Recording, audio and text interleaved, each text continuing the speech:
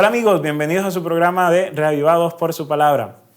Hoy estamos iniciando el libro de Jueces, un libro que nos va a cambiar un poco el contenido, ¿no? Nos va a desafiar con temáticas, con personajes, con historias a los que no estamos acostumbrados y que parecen más de una serie de Netflix que a veces de la misma Biblia. Pero para eso está este programa, para que ustedes nos acompañen día tras día a descubrir qué verdades Dios quiere comunicar en medio de estos capítulos, de estos libros, a veces quizás no tan estudiados. Como siempre, vamos a orar para iniciar nuestro estudio.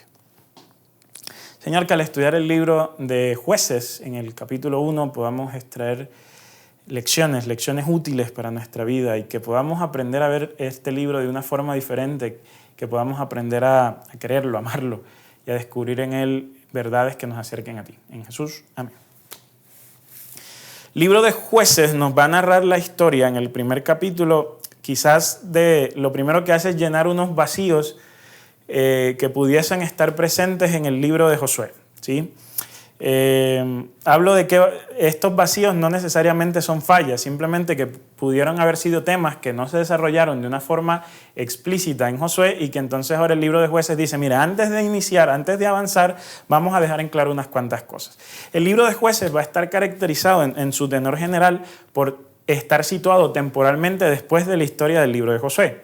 Es decir, está situado con el pueblo de Israel ya asentado en la tierra de Canaán, con la generación que sale de Egipto, ya es historia, es una nueva generación. Entonces el libro de Jueces nos va a mostrar el tambaleo de nos va a mostrar cómo el pueblo de Israel tambaleaba en medio de tratar de ser fiel a Dios versus las otras opciones que tenía disponibles. En Jueces capítulo 1 vemos que se continúa un poco el discurso del libro de Josué porque, como digo, se está tratando de cimentar estos puntos que pudieron haber quedado débiles. Por ejemplo, se habla de que ¿quién conquistó a Judá? ¿Quién conquistó a Jerusalén como ejemplo? Y además de esto también, ¿quién conquistó el resto de terrenos que le pertenecían a los cananeos?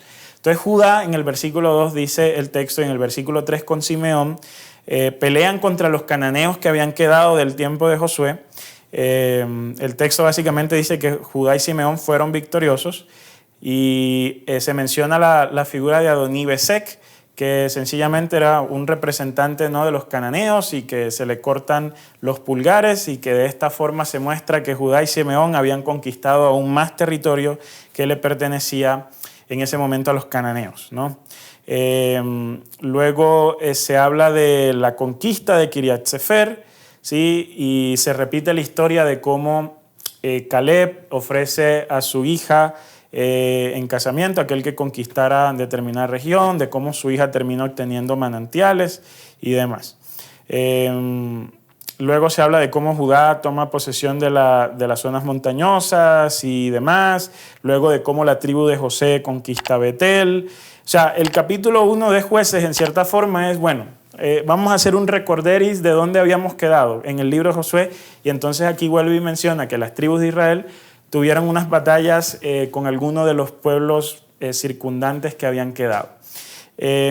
Aquí hay varios elementos, ¿no?, a destacar. Por un lado, primero, vemos que la tarea de conquistar la tierra de Canaán, si bien se logró en su mayoría bajo el liderazgo de Josué, después de que Josué muere, ahí era necesario, ¿no?, seguir conquistando ciertas porciones que no se alcanzaron a lograr pues, mientras él estaba vivo. Entonces la promesa de Dios es una promesa que es capaz de ir más allá de la vida de ciertos líderes, ¿no? A veces hay una noción en nuestras mentes de que determinada promesa de Dios de determinada época solo se puede lograr con ciertas personas en el mando. A veces necesitamos entender que Dios interfiere en los asuntos humanos, de que Dios interfiere en la dirección de su pueblo. Y eso nos debe sobre todo llevar a pensar que si Dios está al frente de la dirección de su pueblo, Dios no depende propiamente de una persona para dirigirlo. Dios puede usar a distintas personas, ¿sí? Dios puede usar a distintas personas, Dios puede usar me puede usar a mí, te puede usar a ti, pero el punto es cuando nosotros creemos que solo yo o solo a través de X o Y persona, Dios puede hacer algo o Dios puede conducir. Entonces, Dios tiene promesas, Dios tiene una visión, Dios tiene unos sueños y Dios puede realizar esas promesas y esos sueños a través de todas las personas que Él pueda escoger para determinadas posiciones.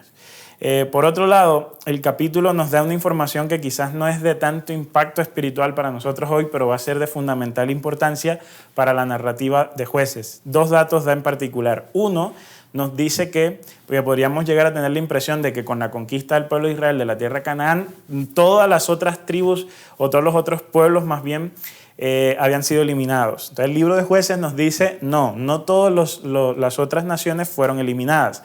Entonces desde esa perspectiva, las naciones en el libro de Jueces que quedan van a ser una influencia negativa para el pueblo de Israel. Y desde entrada, el libro de Jueces, capítulo 1, nos dice por qué esas naciones todavía están.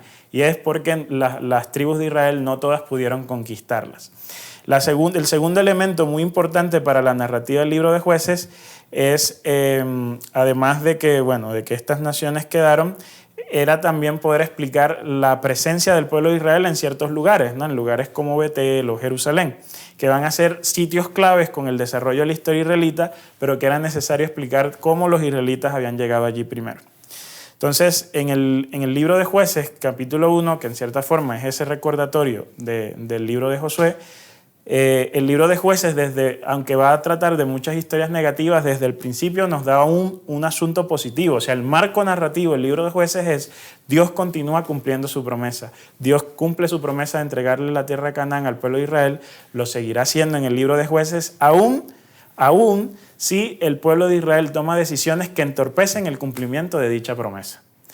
Tú y yo podemos estar pasando por situaciones similares, donde Dios quiere trabajar en nosotros, Dios quiere hacer cosas a través de nosotros, pero nosotros mismos nos convertimos en los estorbos que no permiten que nuestra vida y que el propósito de Dios avance en nosotros, como lo vamos a ver en el caso del pueblo de Israel. Lo importante es entender que aunque yo soy el estorbo, aunque yo soy infiel, aunque yo soy el obstáculo, Dios a veces trabaja a través o alrededor del obstáculo para que su promesa se cumpla. Dios cumplirá su promesa en ti, aun si tú eres un obstáculo para ti mismo. Que Dios te bendiga.